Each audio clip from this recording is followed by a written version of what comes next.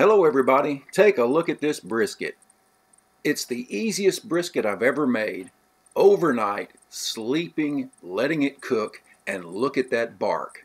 Of course, a great bark means you've got to make a good rub. You want to start with a half a cup of coarse black pepper, and then a quarter cup of coarse salt, kosher salt, and then I'm going to use this orange pepper, and it's available online.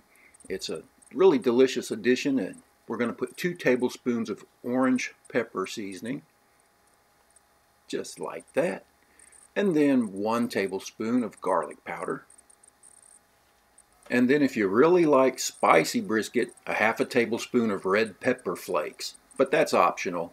You can leave that out. And finally, 1/2 tablespoon of celery seed. And that's all you need. A really simple rub for brisket. And it's good for everything, really. So give it a good shake, and you're ready to go. On a trip to Texas, I found this really reasonable 16-pound brisket at a local H-E-B store. They're so expensive where I live, I hardly ever buy them. But this one was a bargain, and so I brought it home. Now all you have to do is take it out of the package, being careful not to spill any of the purge that's in the bag.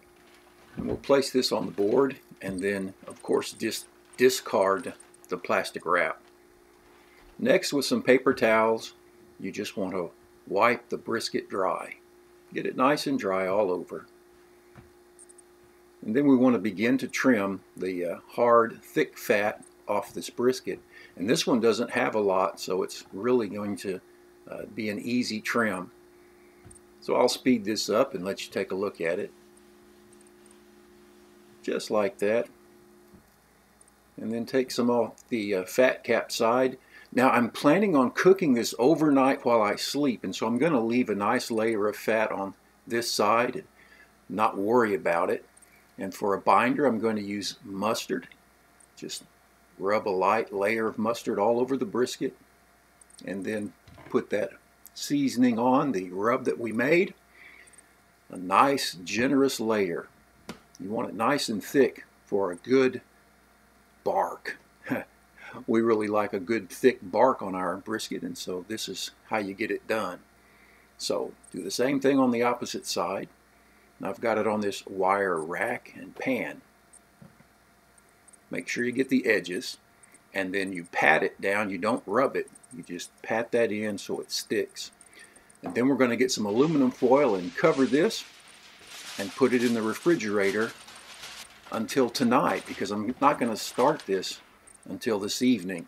So once it's time to get started, I'm going to put it on that wire rack and then on a turkey roasting pan.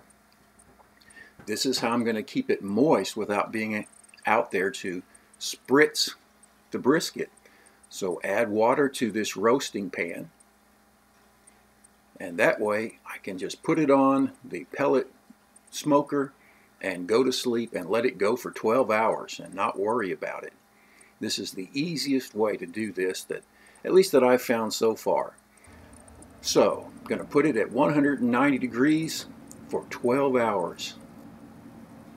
So I'm about to go to bed, putting this on about, what is it, 8, 9 o'clock? And off to bed, and then the next morning, there we have it. Now I did put a tube smoker in to give it a little extra smoke. Now it's time to wrap. I want you to notice how nice and moist that brisket is. I didn't do anything to it, just went to sleep, and so that pan of water really worked. And now I'm going to wrap it up in some butcher paper, which is the best thing to use if you want to try and maintain that nice bark that we worked so hard. Well, it didn't work very hard, just went to sleep. But the pellet grill worked so hard making that bark, and I want to try and preserve it, and so butcher paper is the way to do it. So back on the grill, raise the temperature to 235 degrees, and then proceed like a normal cook. You just check for tenderness between 195 to 205. Once it gets to that temp and feels nice and tender, it's time to take it off. Back on the wire rack, and I'm going to let it rest on the table, not in a cooler, because I want to keep that bark. So now, at least I want to keep the bark nice and, did you hear that? Nice and crisp. So let's slice this up. Beautifully cooked, great bark on a pellet smoker. This, of course, is the flat end. And so it's a little lean, but it's nice and tender and full of flavor, and the bark is magnificent. Look at that, nice and tender. But the best part, of course, is the point end. It's the juiciest and the most delicious part of the brisket. And well, let me just cut this up, and I hope you can tell just how tender this is. This is my favorite part of a brisket. Some people like the flat, that's fine, but I enjoy this end where you get the burnt ends. So wonderful. I'm telling you, if you want an easy way to cook a brisket and you have a pellet smoker, give this method a try. There you have it. Beautiful smoked brisket overnight on a pellet smoker. About as easy as it can be done. Hey, thanks for watching. Take care. We'll see you next time. Bye now.